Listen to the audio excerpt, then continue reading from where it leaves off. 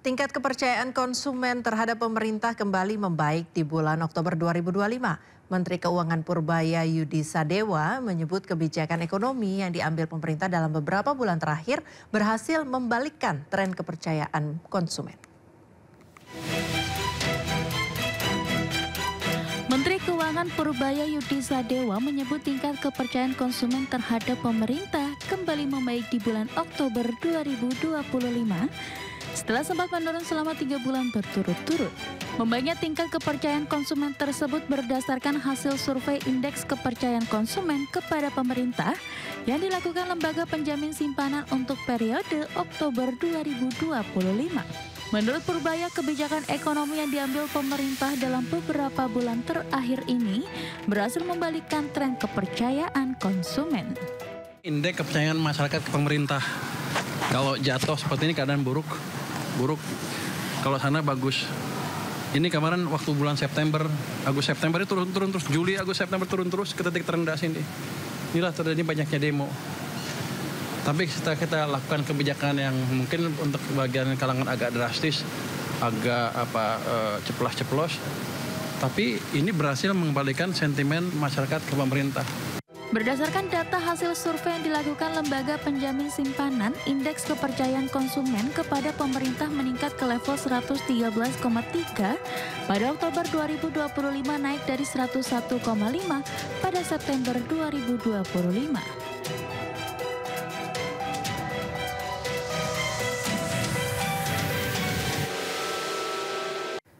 Pemirsa, pemerintah menjanjikan efisiensi dalam penyelenggaraan ibadah haji. Wamen Haji dan Umroh Daniel Anzar Simanjuntak menyatakan biaya haji 2026 berpeluang turun dan sejumlah skema disiapkan mulai dari kontrak jangka panjang hingga evaluasi komponen layanan. Daniel menjelaskan pembahasan penurunan ongkos haji dilakukan bersama DPR RI melalui panitia kerja. Pembahasan dengan DPR akan difokuskan untuk memastikan pos-pos anggaran yang berpotensi efisien. Namun saat ini angka penurunan biaya haji masih dihitung bersama DPR. Pemerintah menargetkan pembahasan BPIH dapat rampung pada awal November. Menurut Daniel, penurunan biaya tidak boleh diikuti dengan turunnya kualitas pelayanan jemaah haji.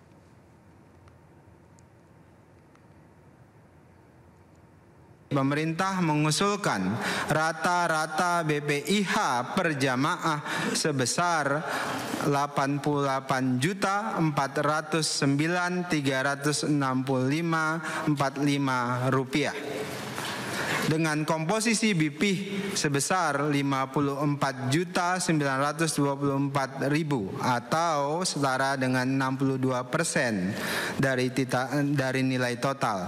Nilai manfaat optimalisasi sebesar Rp33.485.365,45 atau 38. Pemirsa, Ketua Komisi 8 DPR RI Marwan Dasopang menyoroti pola kerja Kementerian Haji dan Umroh yang dinilai belum menunjukkan semangat perubahan.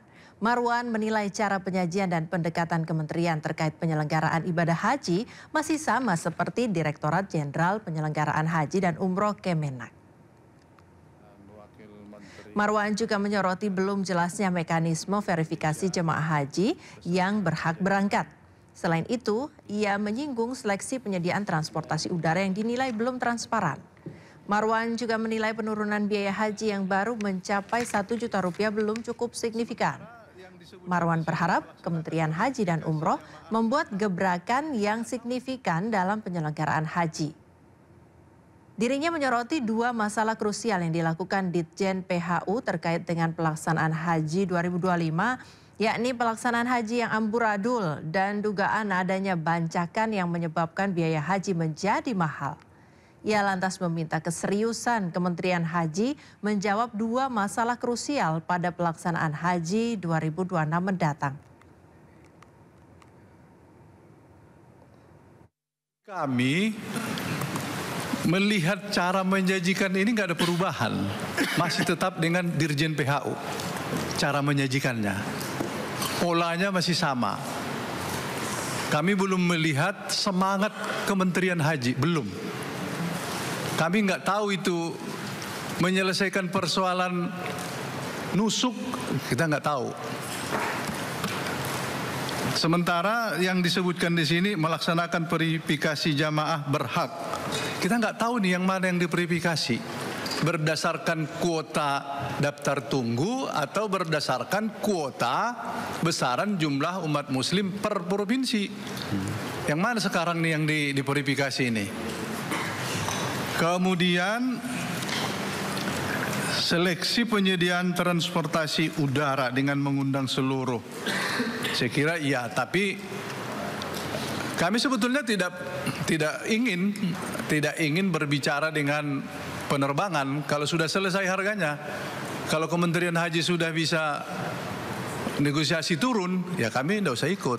Kecuali penerbangannya ngotot seperti itu, ya kita undang semua, Pertamina kita undang, apa semua kita undang supaya bisa turun. Tapi kalau sudah turun, ya sudah besok kita ketok. Pemerintah optimis perekonomian Indonesia mampu mencapai target pertumbuhan 5,2% pada tahun 2025.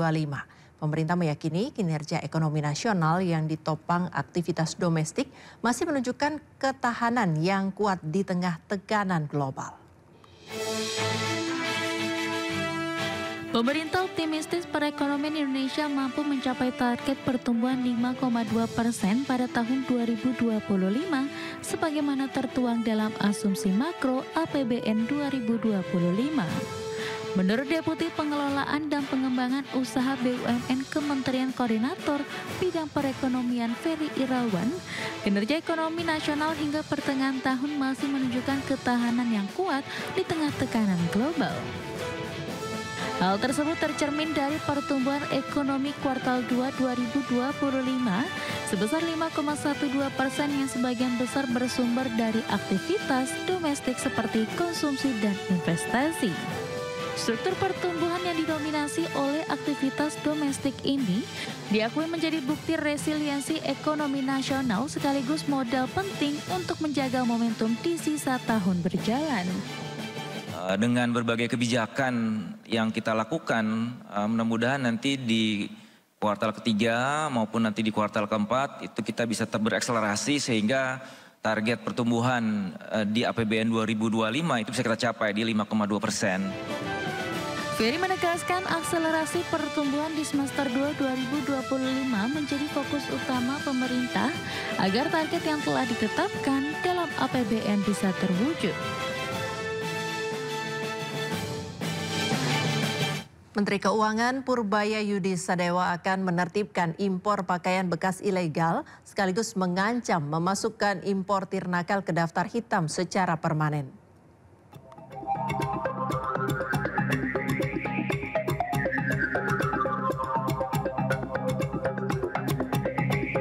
Kementerian Keuangan akan mengeluarkan aturan baru untuk menutup celah kebijakan terkait impor pakaian bekas ilegal. Purbaya mengaku aturan terbaru tersebut akan dikeluarkan dalam waktu dekat untuk mendorong pembenahan impor dan mendukung industri dalam negeri. Purbaya pun memastikan akan menindak tegas segala bentuk pelanggaran kebijakan impor yang akan segera diperbarui demi menekan masuknya barang ilegal. Disebut Balpres itu kan, itu akan dilarang dan saya pernah bilang kan, tanya ke orang Bea Cukai apa hukumannya. Hanya ditaruh di mereka, barangnya dimusnahkan, terus orangnya dipenjara. Saya bilang saya rugi, cuma udah ngeluarin uang buat musnahin barang, terus masih makan orang lagi. Jadi nanti barangnya dimusnahkan, orangnya denda, dipenjara juga dan akan di blacklist. Sementara itu, Gubernur Jakarta Pramono Anung mendukung langkah pemerintah. Menurut Pramono, praktik jual beli barang bekas itu merugikan. Pramono juga berjanji Pemprov Jakarta akan memberi pendampingan kepada para pedagang yang terdampak. Saya sudah meminta pendampingan dari UMKM dan dinas terkait lainnya untuk melakukan pelatihan kepada para pedagang. Jangan kemudian kalau thrifting ini nggak ada yang diuntungkan. Jadi apa yang menjadi larangan, apa yang menjadi nanti kalau memang ada operasi, malah pemerintah Jakarta akan memberikan pendampingan kepada pemerintah pusat untuk melakukan pembersihan terhadap thrifting. Rencana pembenahan impor muncul setelah Menteri Keuangan memantau langsung sistem impor-ekspor CISA yang dimiliki Bea Cukai pada pekan lalu. Purbaya pun memastikan pihaknya akan tegas menindak segala bentuk pelanggaran yang masih terjadi hingga saat ini. Dari Jakarta, Raharjo Patmo, Rizky Solahuddin, iNews melaporkan.